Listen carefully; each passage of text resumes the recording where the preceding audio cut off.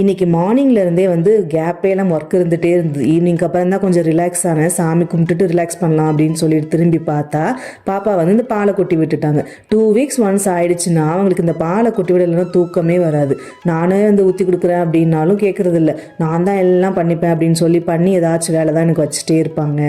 ஆனால் இந்த மாதிரி சின்ன சின்ன தப்புகள் பண்ணும்போது நான் எதுவுமே சொல்கிறது கிடையாது. இனிஷியல் டேஸில் நானுமே வந்து கொஞ்சம் ஹார்ஸாக சொல்லிட்டு தான் இருந்தேன், இந்த மாதிரிலாம் பண்ணக்கூடாது அப்படின்னு. அதுக்கப்புறம் நானே ரியலைஸ் பண்ணேன், நம்மளும் அந்த மாதிரி என்விரான்மெண்ட்லேருந்து தானே வந்தோம். சரி, அந்த தப்பு வந்து பண்ணும்போது டக்குன்னு திட்டிட்டோம் அப்படின்னா ஃப்யூச்சரில் அவங்களுக்கு ஏதாச்சும் ப்ராப்ளம் அப்படின்னா நம்மக்கிட்ட ஷேர் பண்ணவே தோணாது.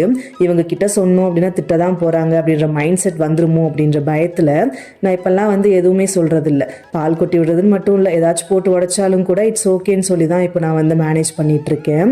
என் ஹஸ்பண்ட் கூட வந்து சொல்லுவாங்க, நீ இந்த மாதிரி சின்ன சின்ன தப்புகளுக்கு வந்து என்கரேஜ் பண்ணுற அப்படின்னு. நான் என்கரேஜ் பண்ணல, என்னோட வேலை வந்து நான் புரிய வைக்கிறேன், அது புரியும் அப்படின்னு நான் நினைக்கிறேன்.